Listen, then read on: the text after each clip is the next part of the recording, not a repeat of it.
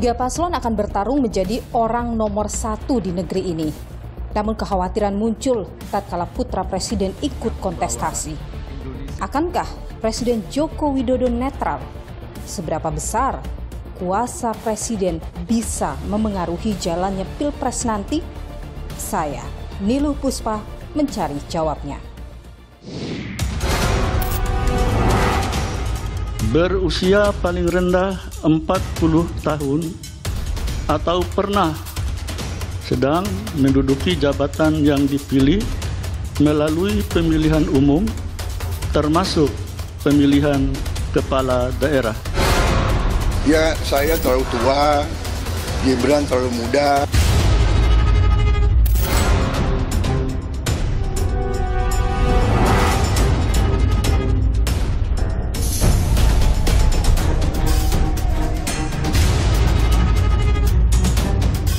Berkaitan dengan benturan kepentingan yang mulia. Kenapa saya pakai baju hitam? Karena saya sebagai hakim Mahkamah Konstitusi sedang berkabung. Masyarakat sudah menilai marwah Mahkamah Konstitusi menjadi terpuruk. Pada tahun 2024-2025, kita mempunyai tugas menjalankan kewenangan dan fungsi yang sangat berat, yaitu mengadili persoalan pilpres, pileg, dan pilkada. Oleh karena itu, kita sudah bersepakat untuk segera membentuk MK-MK. Dengan MK-MK ini kemudian nanti putusannya akan mampu mengembalikan lagi kepercayaan publik pada Mahkamah Konstitusi. Banyak pendukung yang kecewa ketika tiba-tiba Mahkamah Konstitusi memutuskan hal yang di luar dugaan. Apa potensi yang muncul dengan ada gesekan seperti itu, Mas? Saya yakin TNI Polri juga lebih nyaman kalau netral. Tetapi ketika ada pemimpin paling tinggi yang memberikan perintah tidak netral, apakah berani untuk tidak melakukan itu? Menggerakkan alat negara, Anda belum membaca itu terjadi sekarang. Tiga paslon resmi mendaftar. Lengkap sudah pasangan Capres-Cawapres yang siap berlaga di Pilpres 2024. Mereka siap mengambil hati rakyat hingga hari pencoblosan 14 Februari 2024. Namun ada yang berbeda di Pilpres 2024. Sang putra mahkota turut berlaga. Si sulung Presiden Jokowi, Gibran Rakabuming Raka, maju sebagai Cawapres Prabowo. Secara resmi, kita telah mendaftar sebagai calon presiden dan calon wakil presiden Indonesia.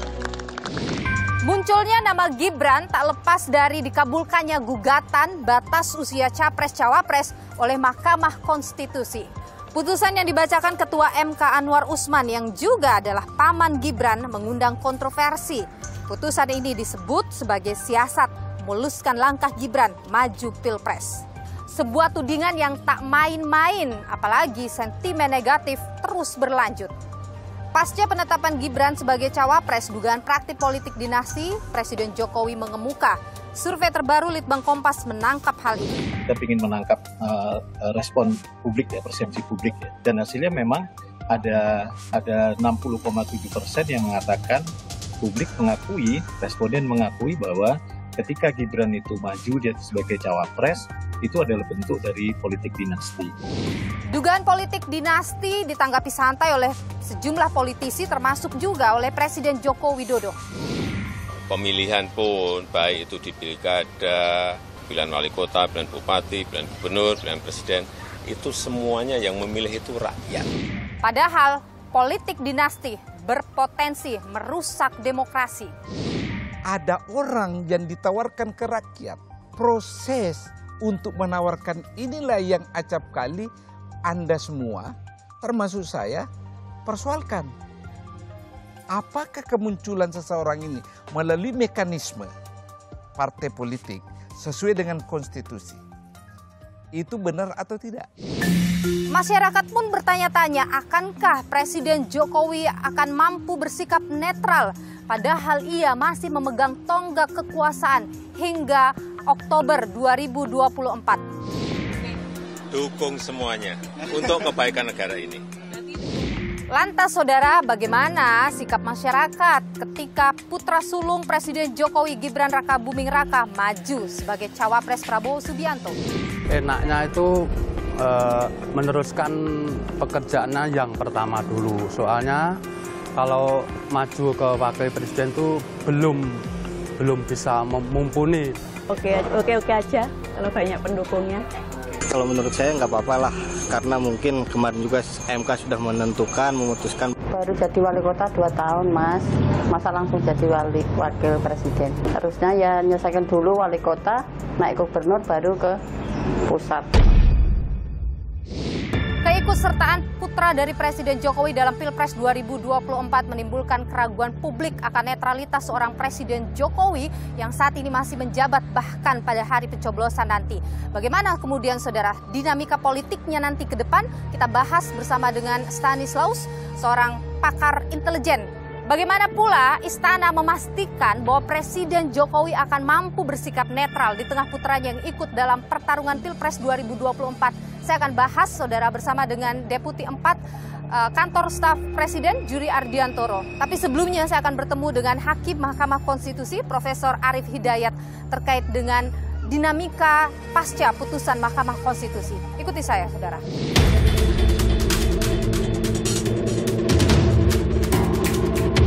Dengarkan putusan dulu ya. Sebentar saja yang mulia. Lah. Karena ini berkaitan dengan Bisa benturan kepentingan yang mulia. Karena isu ini isu yang berat, isu serius. Sekarang ada kecenderungan sistem ketatanegaraan dan sistem bernegara yang sudah jauh dari keinginan pembukaan Undang-Undang Dasar 45. Coba bayangkan, dia mempunyai partai politik, dia mempunyai tangan-tangan di bidang legislatif, dia mempunyai tangan-tangan di bidang eksekutif, sekaligus juga dia mempunyai tangan-tangan di bidang yudikatif. Saudara, putusan Mahkamah Konstitusi yang dianggap membuka jalan bagi putra sulung Presiden Jokowi Gibran Rakabuming Raka maju sebagai cawapres menuai polemik tidak hanya di masyarakat tapi juga di internal Hakim Mahkamah Konstitusi. Apa yang terjadi saudara? Bersama saya sudah hadir Hakim Mahkamah Konstitusi Republik Indonesia Profesor Arif Hidayat. Prof Arif, terima kasih sudah bersama Nilu. Sehat selalu Prof. Assalamualaikum warahmatullahi wabarakatuh. Terima kasih Mbak Nilu. Waalaikumsalam warahmatullahi wabarakatuh. Prof, dalam sebuah forum baru-baru ini Anda menyatakan bahwa Anda sedang berkabung sistem negara saat ini sudah jauh dari amanat pembukaan Undang-Undang Dasar 1945. Itu ramai sekarang jadi perbincangan. Kenapa Prof mengeluarkan sampai statement itu? Apa yang saya sampaikan di forum konferensi hukum nasional itu semata-mata kecintaan saya pada negara Republik Indonesia. Negara Indonesia itu menganut paham negara hukum yang demokratis dan berketuhanan. Oleh karena itu, setiap aspek kehidupan berbangsa bernegara itu harus berdasarkan pada amanah tersebut. Tetapi pada akhir-akhir ini, saya merasakan ada tren, ada gejala untuk menjauh dari Undang-Undang Dasar 45. Oleh karena itu, saya mempunyai rasa prihatin yang mendalam dan saya mengingatkan kembali kepada seluruh stakeholder, apakah stakeholder itu berasal dari eksekutif, legislatif, yudikatif, terutama saya mengingatkan pada orang-orang stakeholder yang terlibat sebagai pengemban hukum, pengemban kehidupan bernegara di bidang politik, sosial, budaya, supaya kita kembali menuju sebagaimana yang sudah diwariskan oleh the Founding Fathers. Karena jalan itu, roadmap itulah yang bisa kita gunakan untuk menuju kejayaan bangsa Indonesia menjadi aman, tertib, adil, dan makmur. Publik ini mengasumsikan bahwa pernyataan Prof ini berkaitan dengan putusan MK kemarin yang memang ada dissenting opinion. Anda adalah termasuk orang yang tidak setuju dengan putusan MK itu atau berbeda pendapat. Karena negara Indonesia adalah negara berketuhanan, maka saya mengharapkan kita bisa menjalankan hukum sesuai dengan sinar ketuhanan yang Maha Esa. Jadi ada kegelisahan. Loh, kita itu bertanggung jawab tidak sekedar kepada nusa dan bangsa, tapi bertanggung jawab kepada Allah Subhanahu wa Ta'ala dalam terminologi saya seorang Muslim, itu loh kok begitu, kita jangan sampailah kita menjadikan hukum diplesetkan ke sana kemari, mari kita tegak lurus menjalankan hukum dengan sebaik-baiknya itu. Apa yang terjadi pasca putusan MK itu, Prof, menurut Prof memang sudah merusak konstitusi negara kita dengan memperbolehkan itu? Saya menjadi hakim konstitusi sudah 12 tahun. Saya menemukan keganjilan dan keanehan-keanehan pada waktu menangani perkara ini. Apa saja itu, Prof, keanehan yang Anda rasakan? Keanehan-keanehan itu saya sudah tidak bisa berkomentar banyak, mohon maaf. Baca keanehan-keanehan itu sudah saya tulis di dalam dissenting opinion saya. Tapi kalau kita bicara soal putusan MK kemarin ya Prof, kan ada dissenting opinion dari 4 hakim, dari total 9 hakim ada 4 yang tidak atau berbeda pendapat. Kemudian ada juga2 hakim yang mengabulkan tapi tidak mengabulkan. Ya, karena dia namanya bedalah pandangannya itu. Begitu ya soal. Iya, betul. Itu hal yang wajar, hal yang biasa terjadi dan yang tadi itu, yang 2 itu bisa dimasukkan sebagai yang sependapat begitu, Prof. Ini mohon maaf Mbak Nilo, saya tidak boleh berkomentar mengenai hal ini, tetapi saya di dalam dissenting opinion saya memaparkan fakta bahwa perkara 90 itu pernah dicabut. Kemudian pencabutan itu ditarik kembali, maka saya berpendapat di dalam dissenting saya mengatakan ini semestinya digugurkan. Karena menurut saya berdasarkan PMK ini bisa menurunkan marwah dan bermain-main atau tidak bersungguh-sungguh dalam mengajukan permohonan. Itu yang bisa saya sampaikan dan itu sudah saya sampaikan di dalam dissenting opinion saya. Kalau terkait dengan pelaporan yang ditujukan kepada Hakim MK, bagaimana Prof? Apakah Anda ingin mengomentari itu?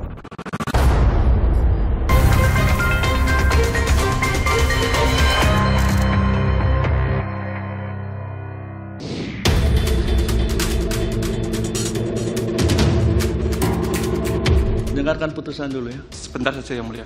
Karena ini berkaitan dengan bisa benturan kepentingan Yang Mulia. Karena isu ini isu yang berat, isu serius. Ada dugaan pelanggaran kode etik yang sangat sistematis dan terorganisir. Karena kita tidak bisa lepaskan putusan itu dibacakan menjelang pendaftaran calon presiden dan calon wakil presiden, dan benar saja melalui putusan pamannya. Kalau terkait dengan pelaporan yang ditujukan kepada Hakim MK, bagaimana Prof? Apakah Anda ingin mengomentari itu? Sekarang masyarakat sudah menilai marwah Mahkamah Konstitusi menjadi terpuruk. Oleh karena itu saya sangat prihatin dengan kondisi ini.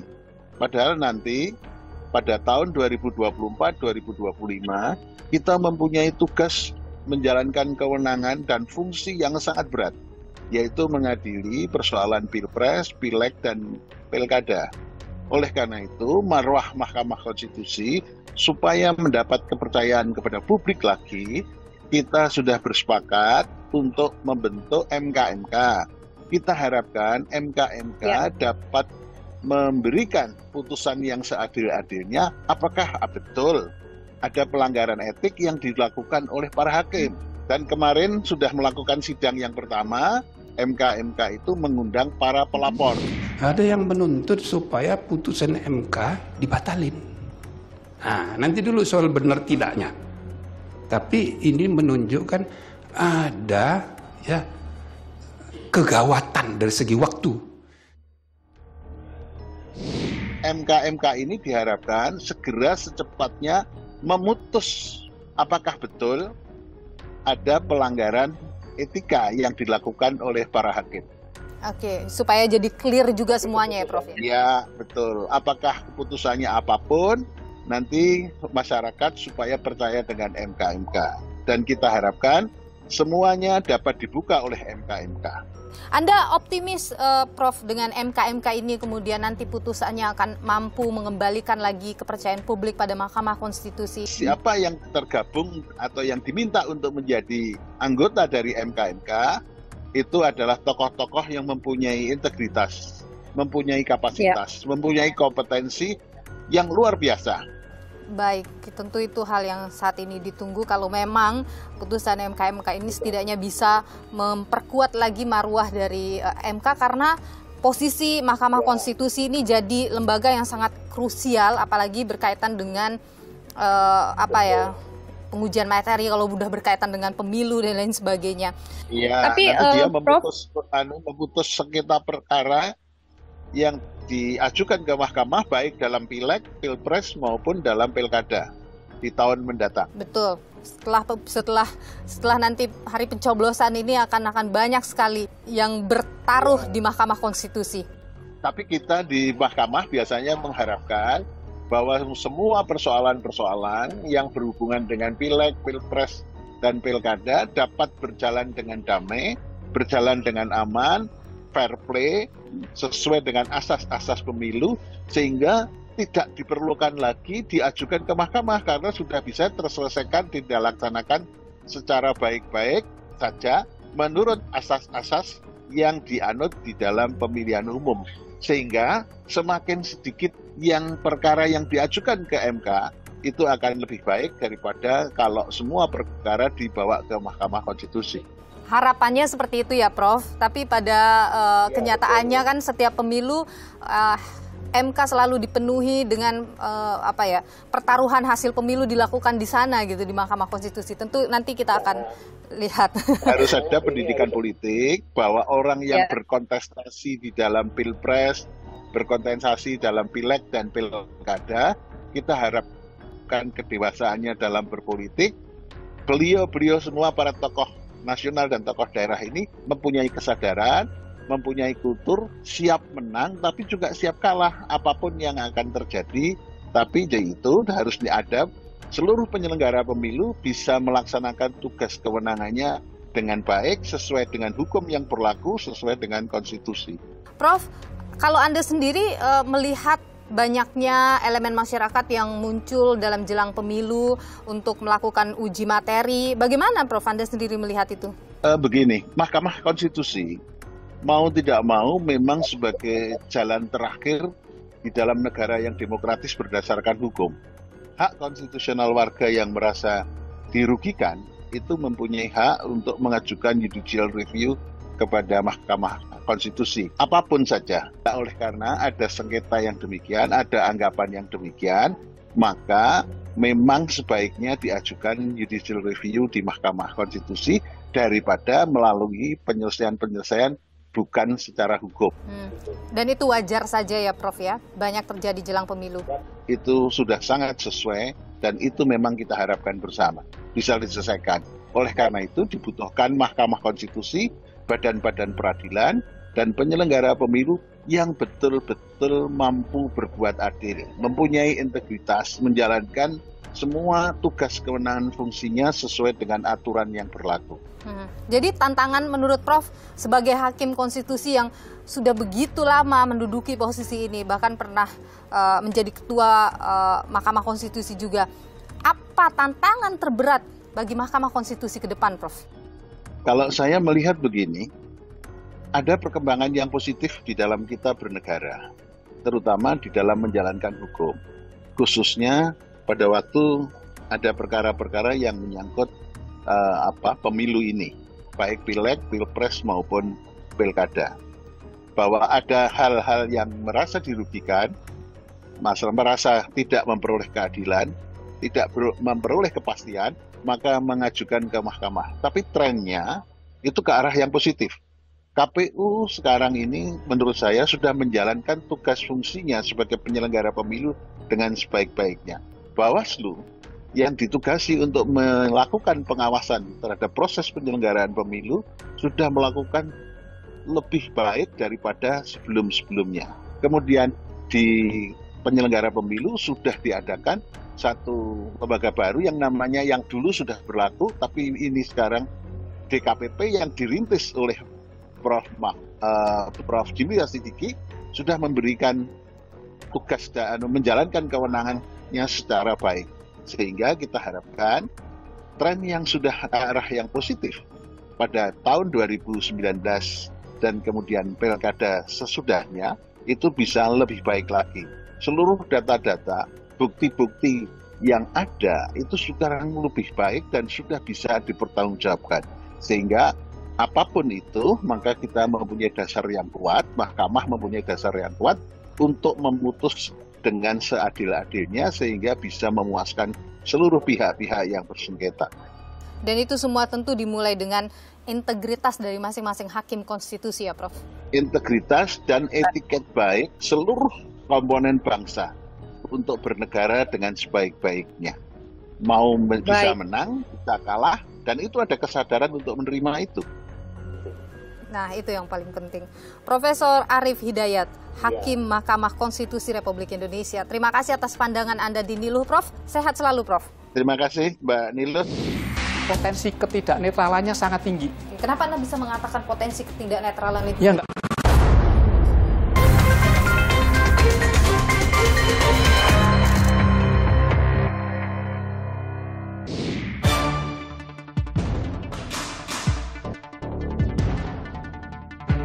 Sejauh ini kalau misalkan dia masih mempunyai jabatan sebagai presiden, bahwasannya dia harus memiliki rasa netral ya. Tidak boleh ada sangkut pautnya dengan keluarga. Presiden Jokowi itu harus bersikap netral. Kira-kira dukung anaknya atau bersikap netral? Ya dukung anaknya. Ini ada potensi unsur anak yang nyalon, ya mungkin kemungkinan besar sih kan. Ya kan, walaupun nyatanya belum tahu.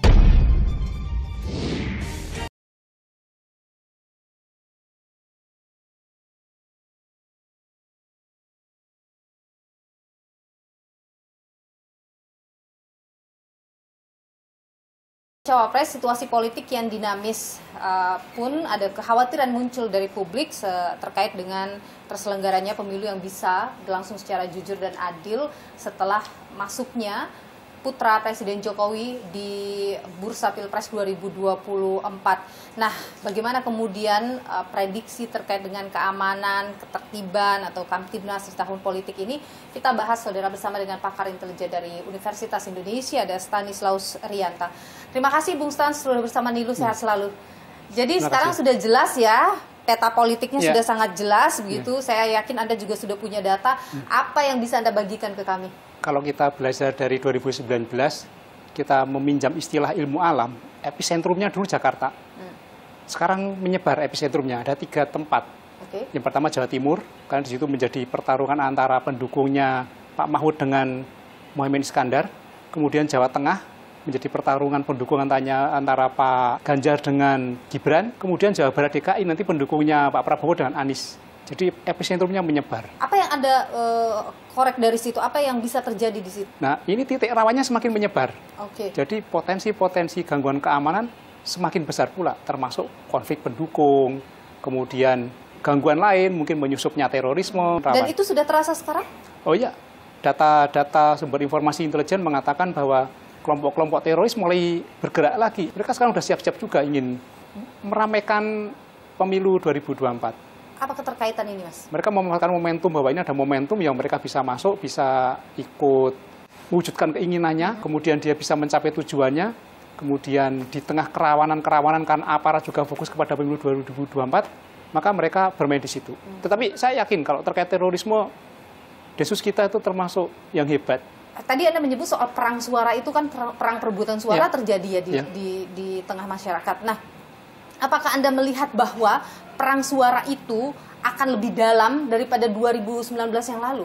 Potensi itu sudah terlihat dari mungkin nanti sekarang. ini akan menggantikan versi cebong kampret di 2019, tetapi nanti masalah MK ini akan ramai saya kira.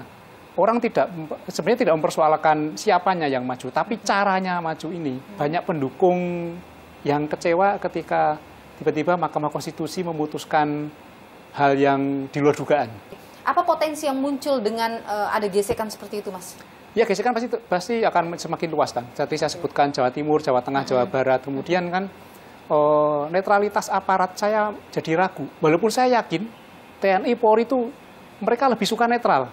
Tetapi ketika ada pemimpin paling tinggi yang memberikan perintah tidak netral, apakah berani untuk tidak melakukan itu? Dan itu sudah ada? Nah, kita lihat aja. Yang jelas potensi. Dan ada potensi ada ke sana? Pasti, potensi ketidaknetralannya sangat tinggi. Kenapa Anda bisa mengatakan potensi ketidaknetralan itu ya, tinggi? Nggak mungkin presiden akan netral kan? Meskipun presiden berkali-kali menyebut dirinya ya, akan pasti netral. semua kepala negara normatifnya akan menyebutkan seperti itu. Sulit untuk mengatakan dia bisa netral. Dan apalagi presiden mempunyai kekuasaan, dia punya otoritas untuk masuk ke dalam aparat keamanan. Ya, saya kira tidak akan mungkin netral. Gerakan untuk mengarah ke sana Anda membaca sudah ada? Kita lihat dalam beberapa hari ini. Ketika nanti ada mutasi-mutasi atau mungkin pergantian-pergantian, ya itu adalah suatu langkah yang untuk mengarah kepada ketidaknetralan. Apakah nanti menterinya, kemudian apakah pejabat yang lain? Apakah dengan presiden sering mengatakan bahwa ia akan bersikap netral, itu akan mampu menahan terjadinya gangguan Kamtibmas di bawah misalnya? Saya kira sudah tidak netral ketika proses di MK ya. Sudah tidak netral ya. Harusnya kan bisa dicegah ada orang yang mengotak-atik konstitusi itu kan. Walaupun mungkin orang menganggap ini sah karena sudah diputusin. Ya oke, secara administratif sah, tapi secara etika politik kan tidak sah. Hal-hal seperti ini membuat orang kecewa. Cara menutupi kekecewaan itu kan macam-macam kan. Dan siapapun pasti tahulah tidak mungkin netral. Jadi itu sebenarnya apapun statement yang muncul dari Presiden Jokowi tetap tidak akan mampu menahan ketidakpercayaan publik misalnya. Dan ini yang paling berat adalah dialami oleh aparat keamanan dan perangkat penyelenggara pemilu. Dua entitas ini yang paling nanti berat dan bisa babak belur di lapangan. Itu yang harus diwaspadai. Ya, kita berdoa semoga mereka kuat menjalankan tugas ini. Tapi menggerakkan alat negara, Anda belum membaca itu terjadi sekarang? Ya, kalau misalnya terjadi pasti pakai cara-cara underground. Sudah ada itu gerakan-gerakan itu? Ya, munculnya putusan MK itu kan juga pasti ada. Apakah itu alamiah terjadi? Kita tanya aja kepada hakim-hakim MK. Kan banyak yang akhirnya bersuara keluar. Ya. Ini yang terburuk dalam demokrasi kita? Ini menjadi noda hitam lah dalam demokrasi setelah reformasi ya. Saya kira Pak Presiden Soeharto 32 tahun menjadi presiden juga tidak mengotak-atik konstitusi untuk kepentingan keluarga, saya kira. Setelah situasinya sudah seperti ini, kalau kita bilang kan ini sudah kadung seperti ini ya Mas ya. Tapi apa yang bisa kita lakukan? Kita kawal supaya netral kan. Misalnya ini KPU harus membuka, saya kira ada kanal khusus, kanal yang bisa menerima aduan-aduan, laporan-laporan, sehingga masyarakat yang memiliki ketidaknetralan langsung aja dilaporkan dan diproses.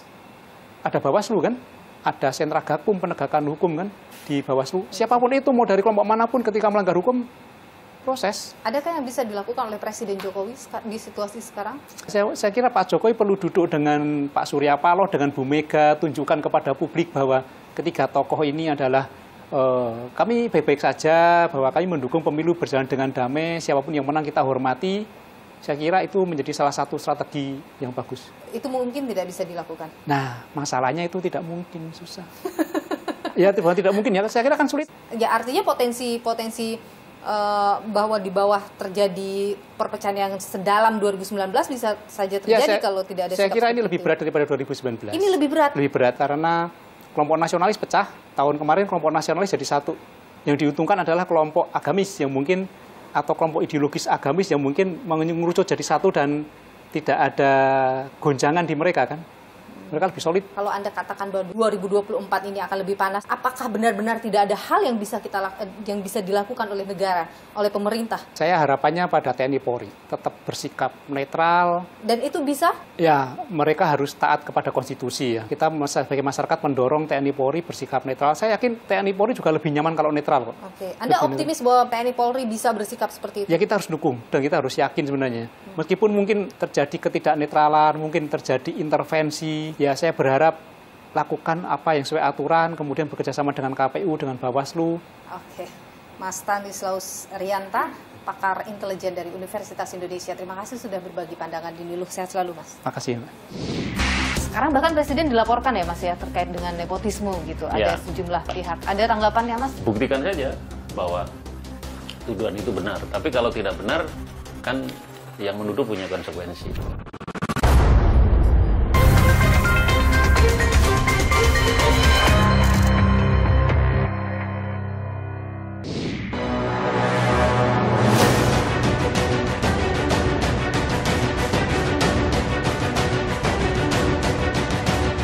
Orang tua itu hanya mendoakan dan merestui. Gak salah pilihan aku. Saya terlalu tua Gibran terlalu muda, ini itu, ya ini namanya politik Indonesia. Pak Prabowo, tenang saja Pak. Saya sudah ada di sini. Untuk debat cawapres, apakah mungkin sudah ada persiapan? Siap. Majunya Gibran Rakabuming Raka sebagai calon wakil presiden menimbulkan banyak pertanyaan dari publik, apakah Presiden Jokowi bisa nanti benar-benar bersikap netral di Pilpres 2024. Kita perbincangkan hal ini, saudara, bersama saya sudah hadir Juri Ardiantoro, staf Presiden yang membidangi informasi dan komunikasi politik. Terima kasih Mas Juri sudah bersama Nilu, sehat selalu. Jadi setelah majunya Mas Gibran, pertanyaan publik, Presiden tidak mungkin akan bisa netral. Bagaimana menjawab itu? Tentu saja kita nggak bisa menolak atau tidak bisa mengabaikan kesan banyak orang atau mungkin juga persepsi banyak orang. Toh faktanya memang putra beliau mencalonkan diri menjadi cawapres. Jadi kesan itu nggak bisa dibendung. Tetapi kita juga harus percaya bahwa Presiden telah menyatakan bahwa akan berdiri di atas semua kontestan. Sebagai seorang presiden tentu punya kekuasaan yang besar, punya power yang besar. Itu dikhawatirkan akan digunakan. Menggunakan kekuasaannya, menggerakkan alat negara misalnya untuk memenangkan salah satu paslon, ya dalam hal ini putranya. Kalau kemudian ada kecurigaan terkait dengan misalnya pemanfaatan kekuasaan, kecurigaan pemanfaatan sumber daya pemerintah untuk pemenangan calon, saya kira semua orang juga bisa melihat, bisa mengawasi. Ya, dalam hal ini masyarakat menarik dari kasus Mahkamah Konstitusi itu kemudian dianggap bahwa ada penggunaan kekuasaan untuk membukakan jalur atau jalan bagi Mas Gibran untuk bisa maju. Nah, dicurigai nih hal-hal kayak gini bisa terjadi terus nih, bagaimana Mas? Iya, sulit kita untuk menghindari dari kecurigaan-kecurigaan ya. Tetapi kita percaya saja bahwa seluruh aktor yang bermain di dalam politik ini, dan kita himbau, kita minta untuk bekerja, untuk bertindak, untuk bersikap, dan membuat kebijakan yang tidak merugikan atau menguntungkan salah satu pasangan calon di dalam Pilpres atau dalam pemilu pada umumnya. Ya. Bagaimana pemerintah memastikan bahwa itu akan berjalan sesuai dengan aturan? Kalau dikaitkan dengan Mahkamah Konstitusi kan wilayah yudikatif. Ya. Jadi Presiden sebagai kepala pemerintahan, sebagai eksekutif, tidak masuk ke dalam wilayah itu. Nah, persinggungan-persinggungan kepentingan yang mungkin dibaca oleh publik itu ada kaitannya, ya, itu akhirnya kita serahkan kepada publik bahwa kesan itu tentu saja bisa muncul, tetapi Presiden sekali lagi, pemerintah sekali lagi mengatakan ya kita nggak ikut di dalam proses itu. Oke, pemerintah menjamin bahwa akan menjauhkan diri dari hal-hal yang berpotensi menimbulkan kecurigaan publik, sehingga itu kan dampaknya adalah ketidakpercayaan publik pada pemerintah. Memang sudah seharusnya pemerintah itu tidak boleh terlibat dan melibatkan diri di dalam kontestasi pemilu. Jadi ketersinggungan, irisan kepentingan seperti yang terjadi dalam kasus MK misalnya, itu tidak akan ada lagi ya Mas ya? Bukan begini. Yang dipertontonkan seolah-olah itu kan ada seolah-olah ada tangan Presiden juga ikut di situ. Kita sulit untuk menjelaskan tentang seolah-olah itu ya.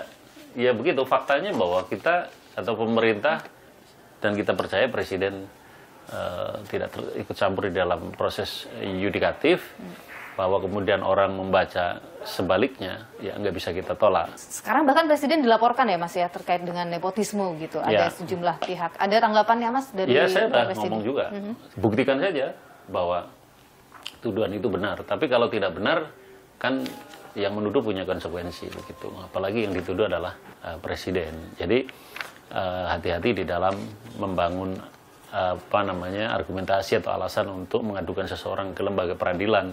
Anda memberi warning ini kepada mereka? Bukan warning, tapi sama saja kita semua, apakah tuduhannya benar atau tidak. Menurut Anda tuduhan itu tidak berdasar?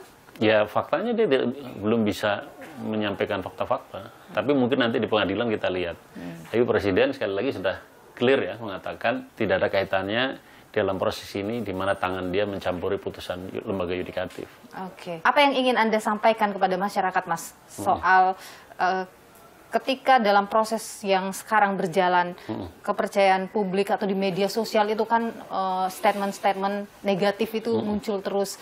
Dikhawatirkan nanti hal ini akan membuat terjadinya perpecahan di tengah masyarakat atau gesekan-gesekan yang kemudian berujung kepada bermasalah atas Kamtibnas misalnya. Kita berpengalaman dalam penyelenggaraan pemilu demokratis, pemilu langsung. Dan selama ini pemilu relatif tidak ada masalah dan bisa diselenggarakan dengan baik. Dari sisi aturan, kelembagaan, itu sudah memadai untuk kita bisa menyelenggarakan pemilu dengan baik. Yang kedua, semua menyadari bahwa setiap kontestan, baik legislatif atau capres begitu, pasti akan menyulut pertentangan, akan menyulut gesekan. Selama itu bisa kita lakukan dengan cara-cara yang beradab, cara-cara yang disalurkan melalui saluran-saluran yang semestinya, maka kontestasi yang berujung pada gesekan, ketegangan, ya itu sesuatu yang wajar saja. Yang penting harus jadi catatan adalah dalam proses persaingan itu tidak membawa isu identitas, politik identitas dengan ujaran kebencian, politik kebencian, menyebarkan hoax, politik uang, dan pelanggaran-pelanggaran serius lainnya di dalam pemilu ini. Anda optimis bahwa pemilu 2024 ini akan bisa berjalan dengan jujur, adil, demokratis? Kita semua harus optimis, pemilu kita harus berjalan baik, memenuhi prinsip demokrasi, dan siapa yang punya peran penting untuk ini? Semuanya. Karena kita tidak ingin apa yang terjadi 2019 terjadi lagi di sini. Terima kasih Mas Juri Ardhiontoro, staf Presiden yang membidangi informasi dan komunikasi politik. Sehat selalu. Terima kasih, sama-sama sukses. Pesta demokrasi haruslah dilakukan dengan jujur dan adil. Sayang, masih banyak yang mengabaikan etika berpolitik. Segala daya upaya dilakukan demi mendulang suara rakyat. Berikut ulasannya untuk Anda.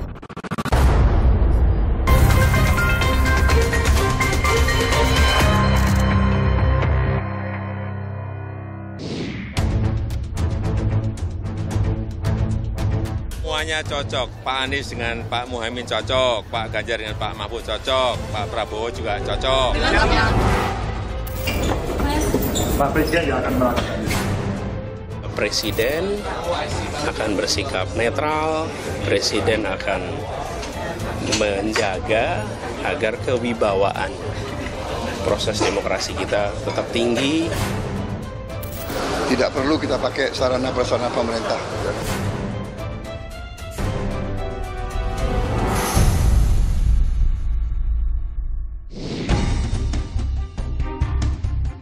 Dinamika politik jelang pemilu 2024 kian memanas. Berbagai upaya dilakukan politisi demi mendulang suara meski melanggar aturan. Saat kampanye belum resmi dimulai misalnya, baliho, spanduk hingga selebaran ajakan memilih politisi tertentu beredar di ruang publik. Akibatnya atribut-atribut kampanye ini dicabut pemerintah daerah setempat. Bentuk pelanggaran lainnya berkampanye di fasilitas milik negara seperti yang dilakukan musisi Ahmad Dhani. Dhani menggelar konser musik di wilayah militer Angkatan Udara di daerah Tasikmalaya, Jawa Barat.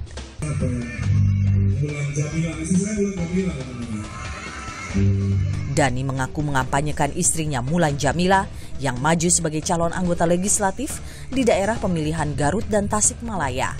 Atas insiden ini, Ahmad Dhani meminta maaf.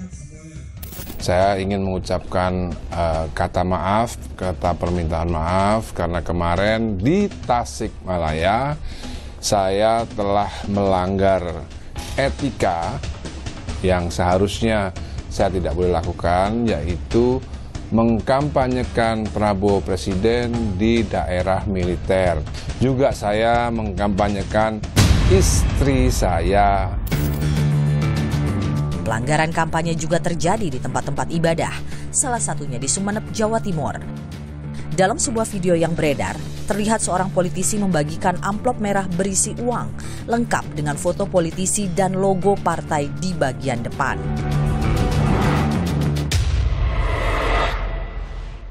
Sementara itu, di Kalimantan Selatan, beredar video sebuah sajadah dengan bordir nama seorang anggota legislatif. Namun, pemilik video enggan membeberkan nama dan partai yang tertera. Pelanggaran-pelanggaran para calon legislatif ini ditelusuri Badan Pengawas Pemilu daerah setempat. Jauh sebelum Prabowo mendeklarasikan pasangan cawapresnya, beredar juga sebuah video viral tentang tumpukan kaos bertuliskan Prabowo Gibran. Namun, Gibran mengaku tak mengetahui perihal kaos tersebut.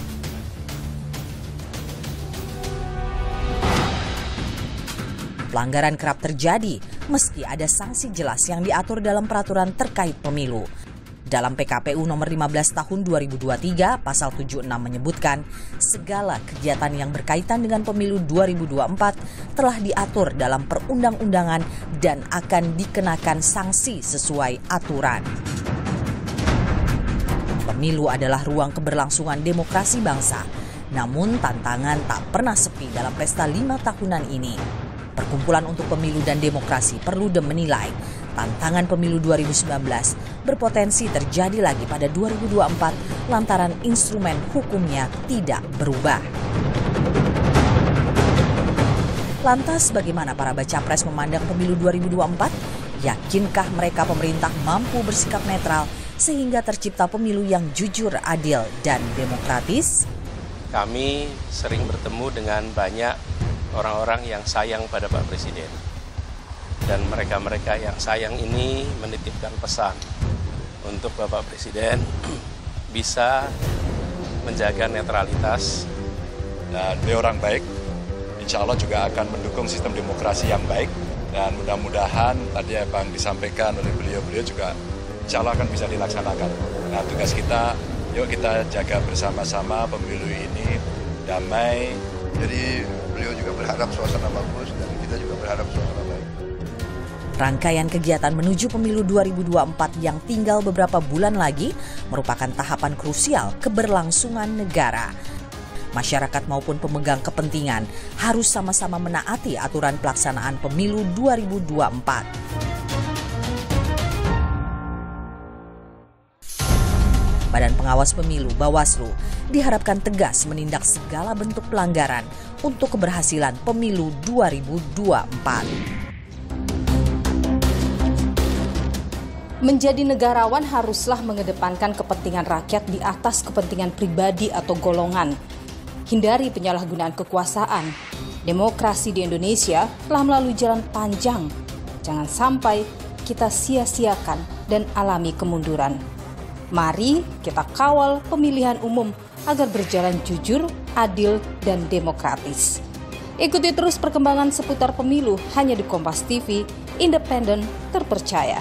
Saya, Niluh Puspa, sampai jumpa.